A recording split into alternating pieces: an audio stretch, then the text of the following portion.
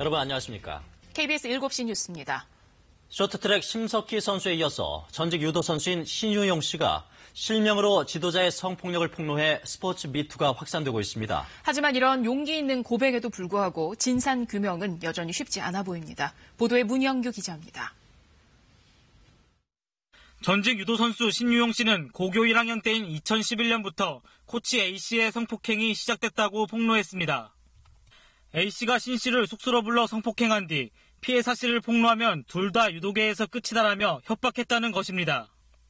이후 2015년까지 20여 차례의 성폭행이 있었다고 신 씨는 밝혔습니다. 신 씨는 유도계를 떠난 뒤 지난해 3월 경찰에 신고했고 지난해 11월엔 자신의 SNS를 통해 피해 사실을 알리기도 했습니다.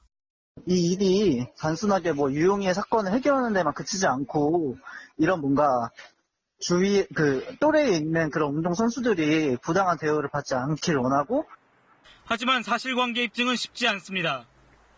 A 코치는 경찰 조사 과정에서 성관계 사실은 인정했지만 연인관계였다고 주장한 것으로 알려졌습니다.